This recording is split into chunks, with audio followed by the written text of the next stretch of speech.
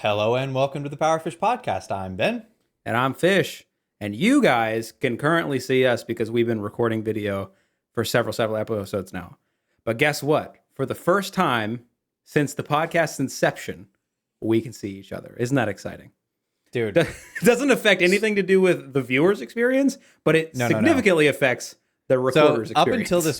Up until this point, we've been recording our cameras with OBS, and you can't use the same camera source on two applications at the same time on Windows. And we've just been on a Discord call and we haven't been looking at each other. But now we could have this whole time. So what our workaround is, we found out that if we blow up our recording previews, specifically mine on OBS and his on an Android software that he uses because he records with his phone, if we blow it up and then select a screen recording on Discord to record our blown up video source, then we can see each other. It's great. Time to get creative. Yeah. We could have been doing it this whole time. Having a conversation, not being face to face, is, I would say, a net negative for a conversation. Absolutely. Making it work. I mean, how many times have you motioned something IRL and I don't know what's happening? Oh, constantly. I don't know what happens until when I edit the video or something. And then I'm just like, oh shit, that's what you're doing. we find things out about what we were doing in the conversation and facial expressions that we'd made as we are editing.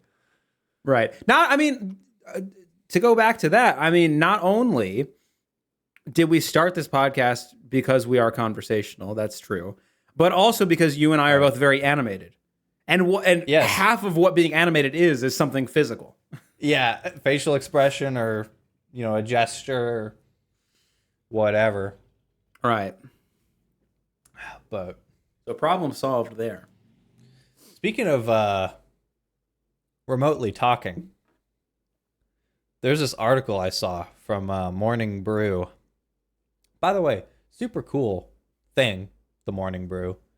Pretty neat. They just send out, it's like a newsletter every morning, but it's not like a news station newsletter, as in where they just kind of get news from your local area or get political news or get whatever news, stock market news, tech news, whatever. They just kind of grab the top bits from all just general industries and kind of throw it into one email in the morning. If you're not a fan of news because it's depressing like I am, not depressing, but not a fan of news. You don't like things that are depressing, that's me.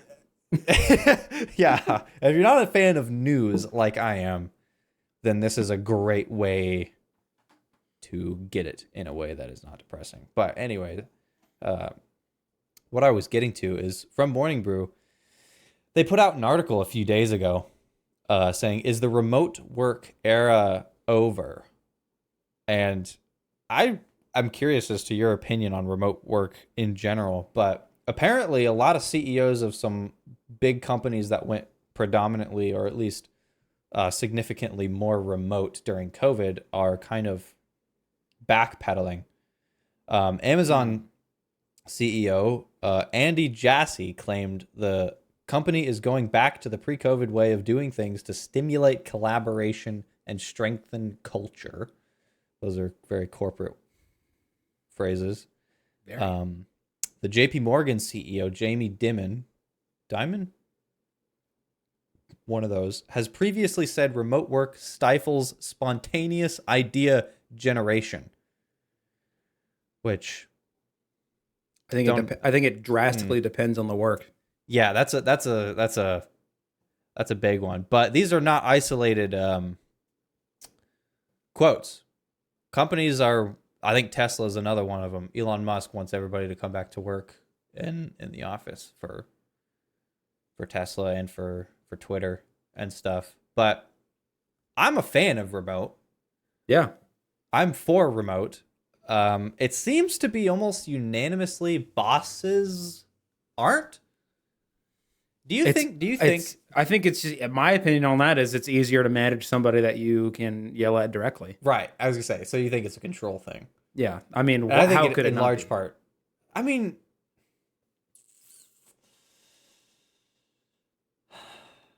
there are. I don't know. I'm kind of both sided on this. I'm a fan of remote work, but I also know that there are absolutely people that just can't do it. There's people that need to work, like my dad, for instance, actually. He's one of the people that he's got to go somewhere to do something. He doesn't want to be at home doing it. And in reference to this spontaneous idea generation quote, I do think there's something to that. I think but here's the thing. I think collaboration with others is good if you are specifically in the space of needing to do something creative. But if you are going back to the office in a cubicle where you don't talk anyway, that's kind of a stupid argument. Right. That's kind of what I was saying about it depends on the work. Yeah. Right. Like at my last job, I was a fleet manager for trucks, tractor trailers, and remote wasn't an option, but it was possible if you were injured or something like that. And that type of work is 100% something that I would be for in remote, because when you're a fleet manager, 99% of what you're doing is computer work. There's very, very little collaboration with the people around you, except maybe your planner who's planning loads. But something like that, I would say remote is positive. But like, what would be a negative job? What would be a job that would be bad for remote work? Like I said, something creative and collaborative, but like, what is that?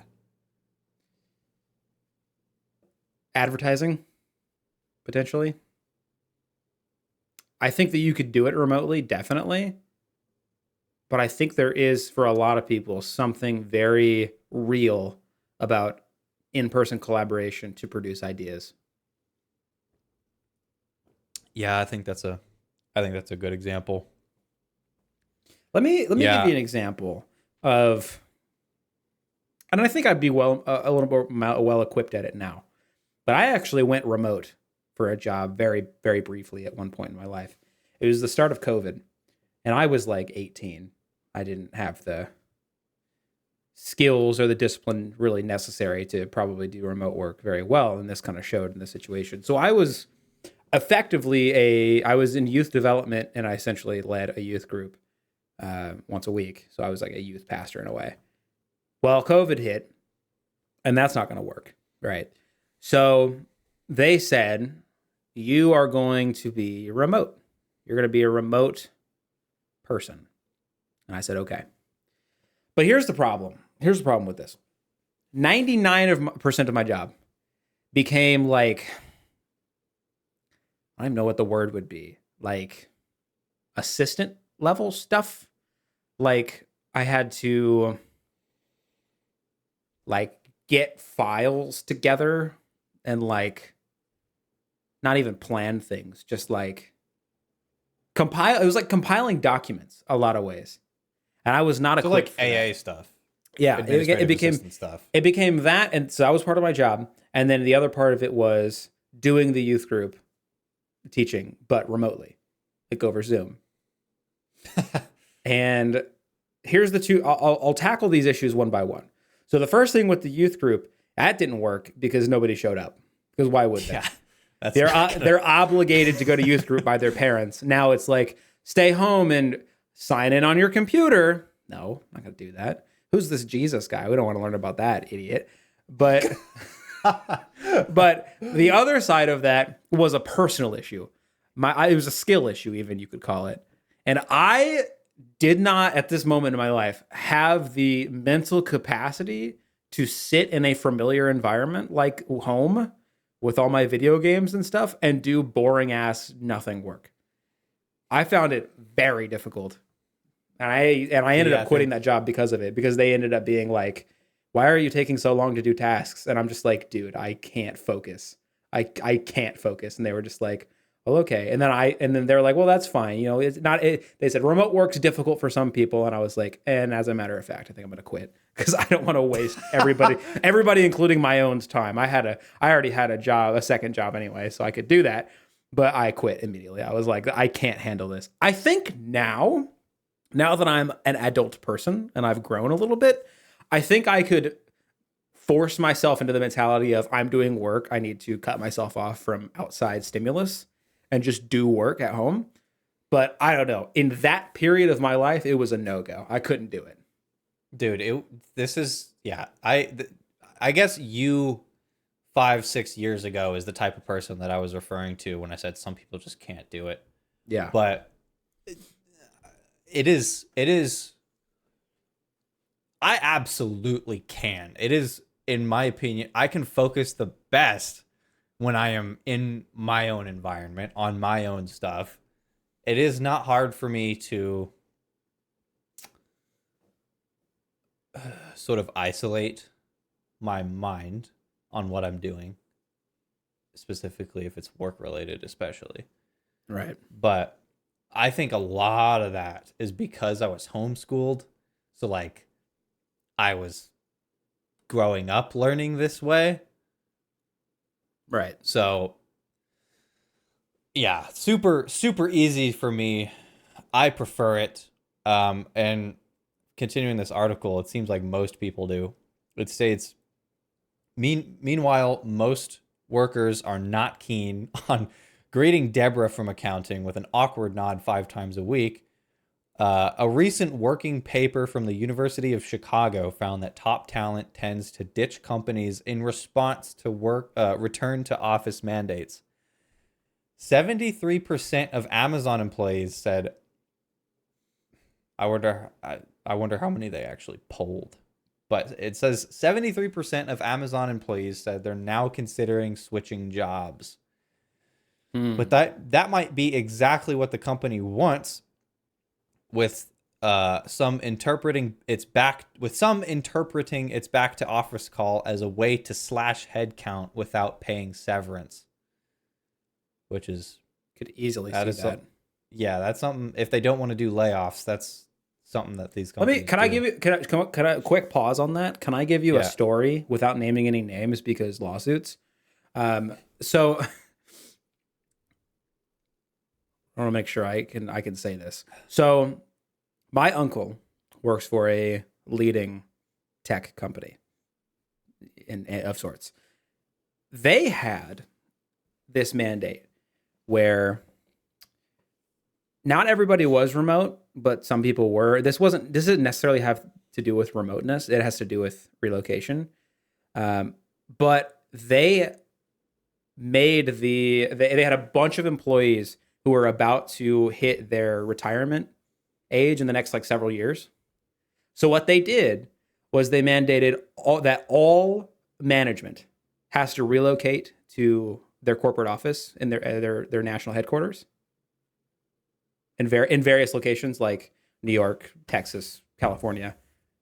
Yeah. Pretty much almost all upper management staff has to relocate. And it was because there was this huge amount of people that were about to hit their collect retirement age. And they wanted people to not be able to relocate so they didn't have to pay things out. Isn't that Yeah. wild? And that literally happened. And everybody in the company knew it. And there was just nothing could be done. Yeah, you can't. That's so. So my uncle had to up and move to Texas. Just cuz. He lived in Ohio. Had to move to Texas because they told him so. Dude, corporate companies. And I know how high your uncle is in this company. And it's crazy because there's always just people higher that can just kick you around no matter how high up you are. Yeah, it's just wild. It's wild to me that was allowed to even happen. But yeah, point being, the idea of people mandating back to work from remote work as a way to thin the herd is absolutely plausible. Yeah, and sickening as well, mind you. Just so they don't have to pay severance. So stupid. But as it ends the article with work from home may not be done yet. The overall share of U.S. employees who worked remotely for at least part of their job last month went up to 23% from 20% a year earlier, per the Bureau of Labor Statistics. So it's still actually going up. But yeah, like I said, I'm a fan of remote work. Most people are. There was a opportunity that I had when I was a fleet manager nearing the end. I had an opportunity to do sales remote for an exterminator company. And I was close to taking that. I almost did. It would have been a pretty significant pay cut from where I was, but it would have been fully remote, which is the selling point for me. I didn't end up doing it, but that sales, that's another thing. I think, how is there a downside to doing that remote? There's no collaboration in sales. What kind of sales are we talking about? Are we talking like sales to businesses or sales to consumers? Consumer sales. I think it depends on the industry. I really do. Because, I don't know. There's some industries, furniture is one of them. I'm in the furniture sales industry. It is a very tactile industry. Very, very much so. How are you going to sell somebody on a piece of furniture with them not seeing or feeling it? Here's the thing. Okay, yes, I agree with that. Sales for products that they are going to be using and holding and stuff. I 100% agree. But this was extermination. Pest. Extermination. Yeah. There's totally different. I would agree. I think how do you do in-person sales for that, to be honest? Yeah, exactly. Do you walk into their house and find bugs or like a rat and be like, yes. You'd almost have to be like a door-to-door salesman and just knock on the door and be like, hey, your home looks like shit. I bet it's got bugs in it. Let me at it. Yeah. So this is almost exclusively sales of people calling because they need a service anyway. Right. So, and that's another thing. In hindsight, I wish I would have taken this job because after thinking about it more and more, one, remote would have been great. Maybe I wouldn't have needed to buy a new car. I mean, you were going to eventually have to buy a new car. I would have eventually, but maybe I could have prolonged it a little bit longer. But maybe. And as well, this sales environment, it would have been phone calls only because remote, obviously. And people calling in are buying for extermination services. They need something from you. Right. They are not coming in to buy a couch that they might want. Right. The only like no you're going to get there is if maybe they don't like the price. But as far as the service, they like it and they want it. Yeah, like it would have been a cakewalk of a sales job. There are obviously upsells and stuff like that. Like, right. I I can't remember all that there was because I didn't actually work the job, but there was still a sales element to it. But I mean, it would have been a cakewalk because most of the people are coming there with the expectation of leaving with a service purchased. So Right. it would have been an easy one for sure. Yeah, I think I would really enjoy that. I don't know. What was the job that you went for instead? Which one was that one? I just stayed at my fleet manager job. Okay, so that was is in the middle. I didn't know if there was like a decision. Yeah. It was not long after that, maybe 3 or 4 months after that to when I moved to FedEx. But yeah, it was the latter like 6 months of me working at this fleet manager job. This trucking company, I was intending to leave because it had really, really long hours and was very stressful. So, but as far as sustainable job, as far as remote work goes, like, yeah, I struggled with it in the past. It'd be something I'd be way willing to try again. And I do think that there's a lot of businesses that should be remote. You know what? Let me just. So, are you familiar with but are you familiar with the show The Office? of course. So that's why I said you are. You're from. Everybody's familiar. Everybody loves that show. Yes. I mean, not everybody loves that show, but everybody knows that show. Anyway, Yeah.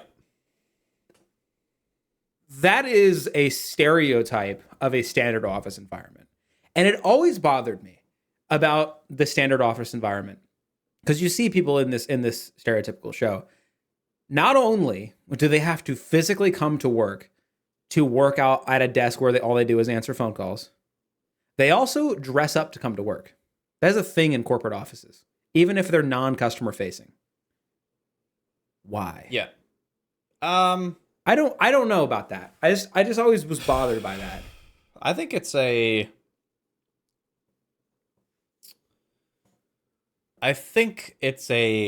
attempt at positive reinforcement of being a product of your environment thing.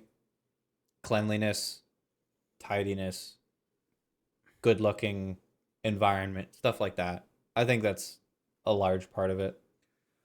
I don't know. I just don't think it's necessary. Oh, absolutely not. The trucking job I had, it was an office environment. But I mean, my boss there was freaking fantastic. He didn't care about if it was probably stupid, he would identify that it's stupid and wouldn't care about it. There was no dress code. We could come in whatever we wanted. It was pretty nice. But yeah, I don't really, me personally, I mean, I mean, would you say that about like a law firm? But law firms, you meet with clients. Almost always. That is a normal part of that job. I mean, granted, you could say, again, I'm talking about The Office, which is a fictional TV show. I was going to say, a lot of the time they don't. A lot of the time they're doing case research. Researching on their the person they're defending and researching on, the person that they're trying to tear down. That's a lot of a lawyer's job is research. Well, then great. I think they shouldn't have to get up in their suits then. I think that would be awesome. I think the idea of, in order to be a successful person, you have to dress professionally necessarily. I don't know. I don't like that blanket rule, or that idea of you are unprofessional if you don't dress a certain way kind of mentality, especially in certain situations. As an example, right? But granted, I am in in-person sales, but we have to wear giddy ups, as they might say. We have to wear, it's not like, suits or anything. Formal. It's not formal. It's definitely, it's I would say on the upper end of business casual. That's what I was gonna say, like business casual plus. Like jeans, dress shoes, slacks, dress shoes, dress shirts tucked in, that kind of thing. And I don't think that should be a requirement for sales in general. Because I've worked sales jobs where you wear jeans and a polo, and it works just fine. I think it depends on what you're selling, kind of. Maybe. I think, like, when we were dicking at Dick's, I mean, we were selling predominantly shoes, but, athletic gear in general. Yeah, you'd be out of place if you wore nice I was going to say, there. yeah, you would be out of place if you're dressing up as a salesman there. The dress code there was there's a shirt, and then everything else was like mostly stuff at the store that you can buy that you should be wearing, which is athletic attire. So right, that was a comfy job. Yeah, that was a pretty nice. That was a pretty good deal. Yeah, and it worked out because you were a salesman wearing the stuff you're trying to sell. If you're at like a suit tailoring shop or something, right? Yeah, if you walk in like, I don't know, joggers and a t-shirt, but you're selling suits, I guess that'd be pretty weird, wouldn't it be? Yeah, immediately that would throw you off. So I think there's a spectrum in there. I think it should be. There should be some sort of dress code enforced and required at certain places. But I do think it's a spectrum of what you should wear depending on what you're selling in the environment you're in. Right. Talk about jobs with dress codes. You know what was a job that we had that had a very strict and robust dress code? Hy-Vee? The Hy-Vee grocery store. Yeah. So for those that don't live in the tri-states, as they're called around here, Illinois, Missouri, Iowa, it's sort of like a Trader Joe's. Yeah, like out in the world, like Kroger kind of or Kroger, Publix or whatever. Like, there's all different kinds of versions of these like regional grocery stores that pop up. That's what it is. But they had a very, I felt outdated dress code regiment. Well, was it the white long sleeve dress code or the red polo dress code? I don't specifically mean the clothes are outdated. It was just like the attitude about dress code to me. Oh. Also the dress code, especially like the white button down. This has since changed quite a few years ago with the store management change. But when you and me were there, there was no beards allowed, which is wild. Yeah, now. That's the main thing I'm referring to, by the way. Yeah, no beards allowed. You had to have long black pants. They were allowed to be jeans as long as they were black, or any sort of formal pant. But it couldn't be like joggers or like chinos or something like that. And then there was a provided shirt that we had to wear. I think there was a rule about shoes too, and one there. Ooh, black! You had to wear black shoes. But they didn't like tennis shoes, right? I almost vividly remember this. Was there tennis shoes allowed? Yeah. Oh, okay. I'm just remembering that absolutely. Wrong. Okay, never mind. Definitely. I guess they had rules about non-slick and stuff like that. So yeah, they would have to. Most of those shoes are. But yeah, and no beard at all. That was wild. I don't know if I've told the story on the podcast, probably not. But I remember I came there. This was before I had my long beard like I've got now. But I was in the process of trying to grow a beard, so it was kind of short, a little stubbly. It wasn't great. And I went there. And the assistant manager comes up to me and he says, what does he say to me? He says, like, you need to go shave.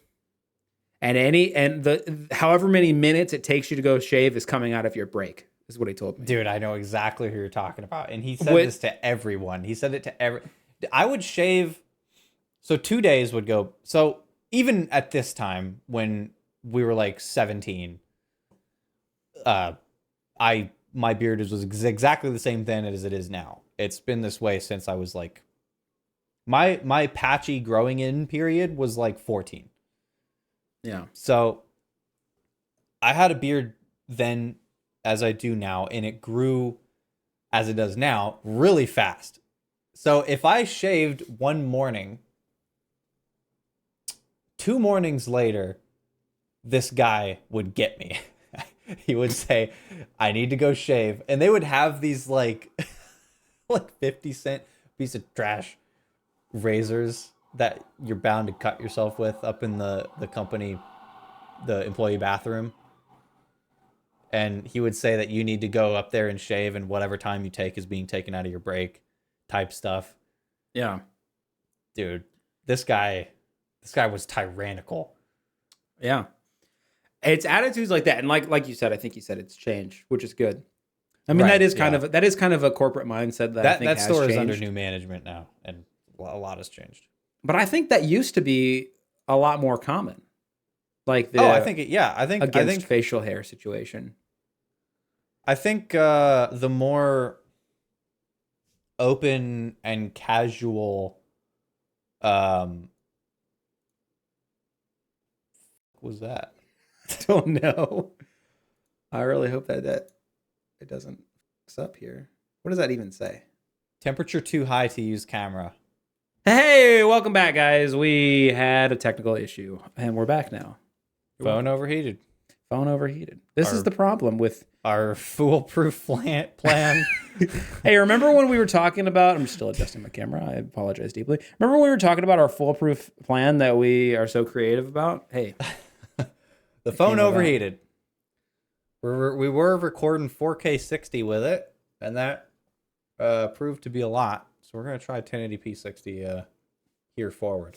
Right. I don't even remember what I was getting into. I don't know. What were we talking about? Probably? We were talking about sales, and we're talking about dress codes, and we're talking about Hy-Vee, and we're talking about beards.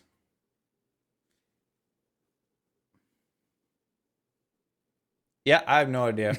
But what I do know is that beards thing was crazy. I think that 100%, like I was saying earlier about business casual in an office environment. I think the whole no beard thing was a cleanliness. We want to look like we're clean type of and people thing. with beards are dirty. Yeah, of course, because a beard can't be groomed and it can't look good and it can't look clean. But granted, devil's advocate here, most of Hy-Vee's employees were under 18 and actually probably did have miserable beards if they did have them. And I'm sure mine was even worse than than it is now. But at the same time, though, I think there is something to be said about individuality, and especially in the case of like facial hair, you have to start somewhere, and to like strip a person of that process. Yeah, I didn't. It for me, it actually did delay the grooming skills that I later acquired, because I was just shaving it for the like 2 years that we were working there. So I didn't actually learn to, shape and line and fade my beard until like 19 or 20 or something like that. Right. I don't do anything to my beard, and I need to. I could actually have a nice beard if I tried, but I don't want to try. I will like throw some oil in it, and then like that's it. You got a light beard.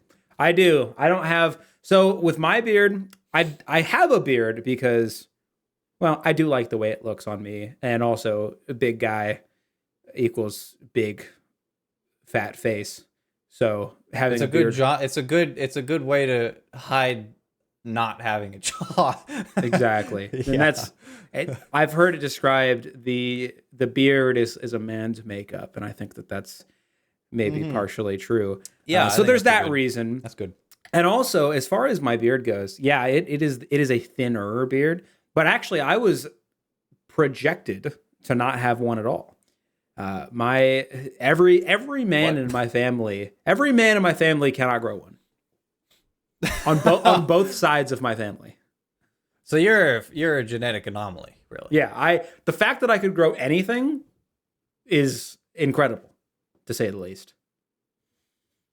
So I wear it proudly, even though it's not the best one. I wear it proudly because I am by definition a genetic phenom. Yeah, no, my family is the opposite. I've had this since I was, 16, 15, because not even just this, but hair all everywhere. My entire family is all a very hairy bunch. That's so funny to me Everywhere. because we're a very hairless people. Like you've Yes. seen my arms and legs. I'll get like a little fuzz on my arms sometimes, Yeah. and that's it. That's Dude, that's the extent of it. I trim my everything. And if I didn't, my arms would visibly be very much darker because of how like long and wrapped around it gets. Same thing with my legs. Right. And it's very hot and it's sweaty and it's just not pleasant. So that's why I trim it. But yeah, hair is crazy. We're a very hairless species. Except for some people. Except for some people like myself. Yeah. But speaking of hair and Hy-Vee, most of their employees are teens and them having not much of it. And This is a huge qualifier to this next statement. I should have stopped there at teens. Speaking of teens, I should have stopped there. There's another article here from The Verge. This was interesting, kind of an update or further progression on that last episode that we did about social media. TikTok hit by over a dozen state lawsuits for allegedly harming teens. This is wild. Attorneys general from 14 states and districts sued TikTok for allegedly harming kids' mental health and misleading the public about how safe its platform is. That's a lot. Interesting.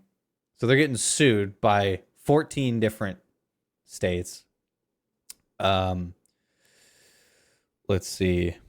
This is on top of TikTok already being maybe on the way out because of who was it? I think the Biden administration said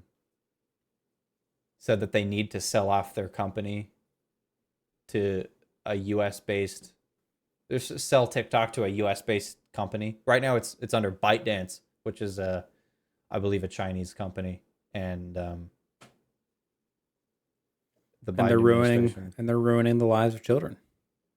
Yeah, allegedly. All that to say, hey, go follow us on TikTok. Yes. We post on TikTok. We post our shorts on TikTok. Let's see. The enforcers allege this behavior runs afoul of a variety of laws.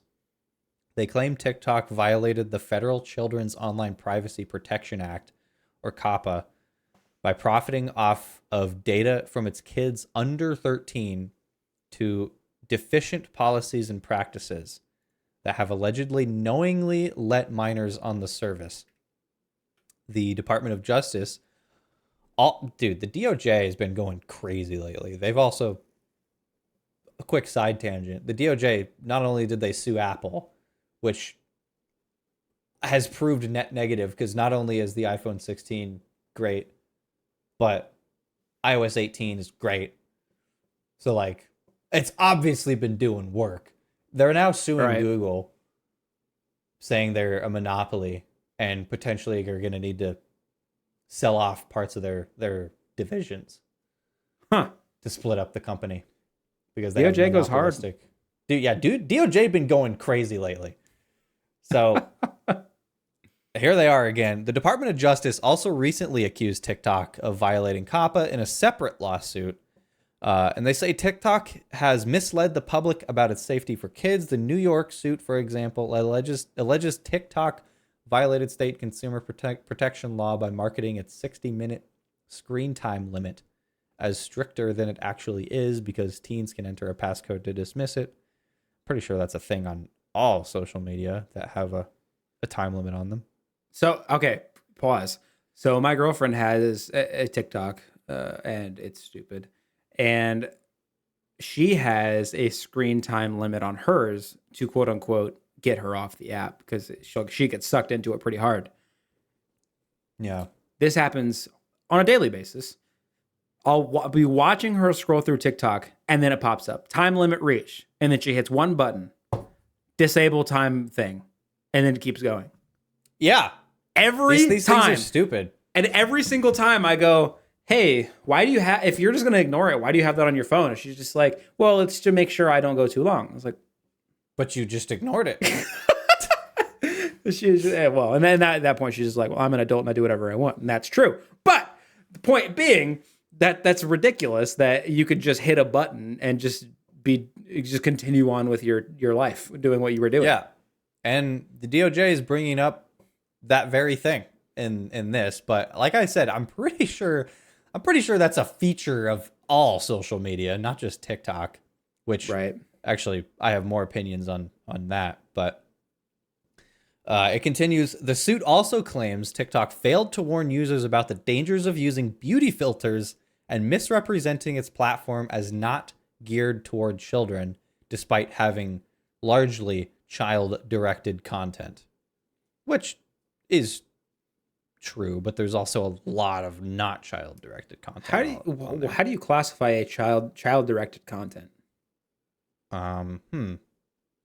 Well, I mean, if we saw it, we would obviously immediately know if it's marketed to children or not. But I mean, there have been plenty of kids shows, quote unquote kids shows with adult themes in them, and enjoyed by not only children, but even sometimes in the case of predominantly adults, or adult content that is supposed to be in the style of something that you might find in children's content. I wouldn't consider that children's content, but it could absolutely be construed that way. I don't know where you draw the line for that. And if you know anything about me, I'm all about drawing lines. Yeah, I don't know. I definitely think it's a very blurry line, but maybe for all we know, they might just be narrowing this down by simply picking out videos that have this content is made for children checkbox clicked when you upload the video.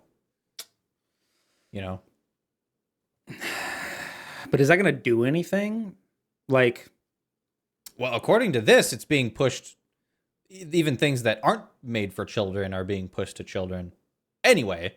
So, I mean, that seems to not be doing anything. But if a content creator knew if they check the box that says it's made for children, it's going to be limited. Why would they do that? Or vice versa. I don't know. I don't know how that works, I guess. Well, we don't know very much about TikTok, despite the fact that we do upload on it. But I mean, we know that in YouTube it disables comments. It obviously advertisers can see that, so it's not gonna show, Guinness alcohol ads, stuff like that. Right. So it's gonna be, well, I think YouTube pushes it to under to young accounts that have a young age. I think, like I said, we know TikTok isn't. Well, I don't I know. guess that Is it exclusively just the age, or do you have to specifically sign up for a YouTube Kids account? Or do you automatically get put into a YouTube Kids account if you're under a certain age? I don't know the answer to that. I don't know. I don't know. Yeah, I do know that pretty much all these social medias don't have enforcement for their age limit. You can create an account, you know, whippity doo dah, no matter what age you are. Even though they set like Facebook, Meta has a 13-year-old age limit. TikTok does as well, but it doesn't. They don't enforce it.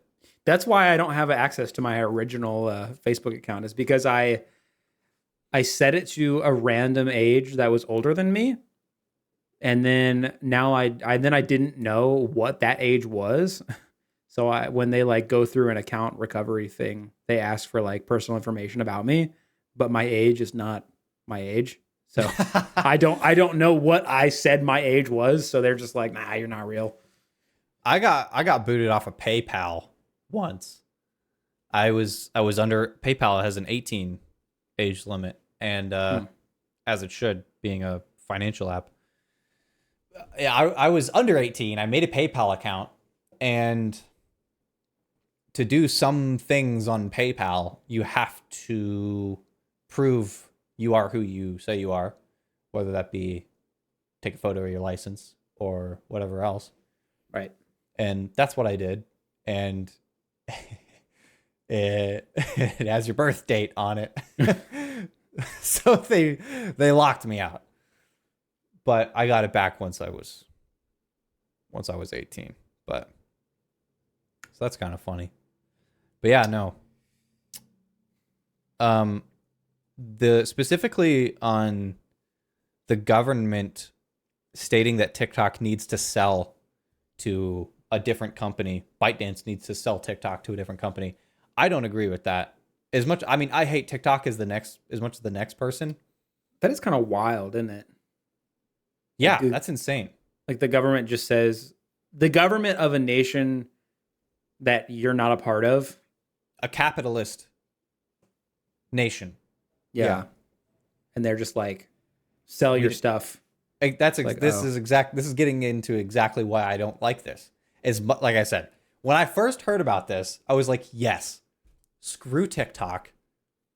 We're getting rid of it. They're either banning it from the US if they don't sell, or if they do sell, it's under a different company, under different management.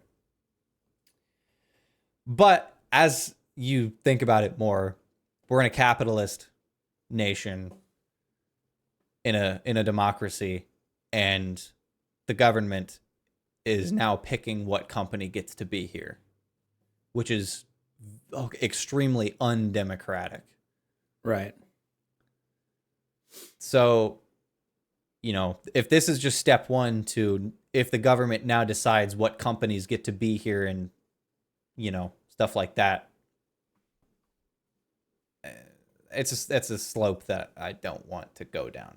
So as much as I hate TikTok, I think this is abuse of power type thing. I mean, to an extent, though, because I mean, dude, I don't know about banning. I don't know about banning the company. But if you have a problem with the platform, you should go after the platform, not the company. But that's the thing. The reason they're doing this is because when China's getting our data, even though Facebook and Instagram and Reddit to some extent and Twitter are all doing the exact same thing. Right. But when China's getting our data, only we're allowed to do that. Yeah. Ban them. That's what's going. That's the reason they're doing this. And that's stupid. If they're going to do it to all of them. That's how I feel. I think they shouldn't go after the company. They should go after the platform if they got a problem with the platform. But if they have a problem with that type of platform, they should go after all of them. Yeah. Yeah. But because it's so I don't agree with this decision to ban TikTok. As happy as it makes me, I think a bad move. But speaking of companies and power abuse, uh, I'm going off with these articles. There's another one that caught my eye. This one's on Forbes. Google will track your location every 15 minutes, even with GPS disabled. I don't like that. On phones. This is wild. If you're worried your phone might be spying on you, sharing your data and location without you realizing, then a new report this week will make an alarming reading. Let's see. You can't say no to Google's surveillance. The Cyber News research team warns, describing a secretive stream of data they say continually transmits from a new phone to Google's servers. Even more concerning, they say, the phone periodically attempts to download and run new code, potentially opening up security risks. The Cyber News team took a brand new Pixel 9 Pro XL with a new Google account and default settings, rooted it to enable a man-in-the-middle data interception. The team proxied the inbound and outbound traffic and used a custom security certificate to decrypt and examine the communications. Albeit rooting the phone disabled some features, so the intercepted data wasn't fully theirs, slightly incomplete, if the phone wasn't rooted. But let's see. Because the testing took place with a new default account, the team did not test to see the effect that user changes to privacy and security settings might have, which I think this is fair because 99% of people use default phone settings anyway. Every 15 minutes, they say, the Pixel 9 Pro XL sends a data packet to Google, regardless of GPS. The device shares location, email address, phone number, network status, and other telemetry. This data, they found, is sent to various Google endpoints, including device management, policy enforcement, and face grouping. So that is alarming. That's not cool. Even if you turn settings off that you think you're turning off, they're not actually turning off, and Google is still collecting data from it. And there's some fine print out there that you would never find where it's literally that allows says them to do this. Yeah, probably. Which is, God, dude. As we were just saying, the DOJ is coming down on Google. But it's not related to this. It's related to their monopoly over search. Right. Search engines. Right. But I mean, you're not safe. It's like there was back in the day, I think Google Homes, like old Google Homes before they were named a Nest. I think it was there was a mute switch on them. And if you flip the mute switch, but say, "Hey Google," she'll respond with, "I'm sorry, I can't hear what you're saying because I'm muted." But it responds to "Hey Google." So it's like, what's the point of the switch even for? Like, what's going on here? It's obviously still listening. Right. No, that stuff's wild. I don't like my girlfriend is I talked about getting like a Google or an Alexa or whatever here in the house, and she didn't like it because she didn't want the companies listening in. And I kind of laughed at that because I was like, well, I mean, what do they want with you? But at the same time, they are listening. Like regardless of they're not gonna. Why would they ever listen to us like directly? I don't know. There's not a person behind a monitor listening with a pair of headphones to what your phone is receiving. That's not how it works. There's an algorithm in the phone that is listening for keywords to sell to advertisers, and that's how it works. But it is absolutely listening. It's 100%. Like the thing of people talking about something, and then next thing they know, there's ads on the thing that they were talking about the next day or whatever. That's just way too common of a story to not think that your phones or your smart home speakers or whatever are listening to you. And this where even with telemetry and stuff disabled, Google still every 15 minutes getting a data packet from your phone is just even more leading to that. Right. So, well, this is absolutely a coincidence, but I remember thinking the other day, I thought about a product the other day. I just thought about it. And then within like a day, I saw a couple ads for it. That is a coincidence because I literally just thought about it and I didn't search it or even say it out loud. But I remember seeing that. I don't remember what product it was. now they're really on to us, dude. That one kind of took me aback a little bit. I remember I just thought about, that'd be really cool to have. And then I saw an ad. I was like, well, now wait a minute. Wait just a goddamn minute. Yeah. Now they're really listening in. Dude, Neuralink? There's like, Dude, what, 2 or 3 people with Neuralink in now? I think. Is that true? I haven't kept up with that. Is that true? 100% there's one. There is one person, 100%. He's a paraplegic from like the neck down. He's paralyzed. And he was able to like play games with his mind. He was operating a computer. I mean, that's really cool, but I don't like the other implications. I'll tell you what. Like what? Like computer related stuff inside of a brain. I don't know. You know, I mean, in general. it's not hard. It's not hard to think of ways that this could go wrong. It really isn't. Like I don't have a concrete answer to the question of what do you find wrong about this? It's just something feels icky about it. I mean, you had an example just a second ago. When we're thinking we're going to get sold ads, that's one way. Right. And like how they got it to work on this guy was, I'm sure you've heard this before, but when you're thinking of doing a motion, it activates the same part of your brain as doing that motion. Right. So what they did was with the Neuralink, they tracked this dude trying to move individual fingers and bound that part of the brain to directions of a mouse. Oh. It's super, super intriguing, super interesting. So if he tries to move his index finger up, for instance, the mouse will move left. And that's like very broken down, simplified version of it. But from a humanitarian standpoint, that's awesome. Dude, that's fantastic. Sick. This guy from the neck down paralyzed has literally his life is completely changed. He's living a different life now because of it. He can do stuff on a computer. He can play games. Right.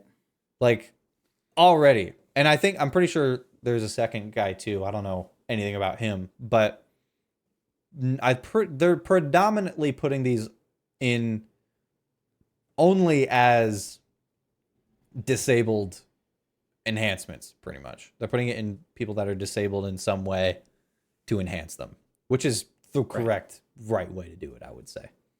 Right, as opposed to putting it in the general population so they could, I don't know, watch porn inside their brain or whatever. I don't know. Yeah. But I don't know, dude. Neuralink, it's going to be crazy. Being able to interface with other Neuralinks, with thoughts, talk to people with just thoughts. I mean, language isn't going to be a thing anymore. The first thing I think is like, I don't want a private business inside my brain, right? But what's the alternative? The government? That doesn't feel much better to me. I don't know. I mean, I would rather have a company in my brain than a government device in my brain. Sure, but I think that's not the alternative option. The alternative option is not getting an Neuralink. Right. Yeah, I'm talking if you're gonna get one, right? Who would you want to be the controller of this product? Who's the? It would be at the end of it. It would be Elon Musk. He owns that Right. company. Well, yeah, I'm talking products like this, or if something were to be If it actually were to universally expand out. accepted. Yeah. Yeah, I mean, shoot, dude.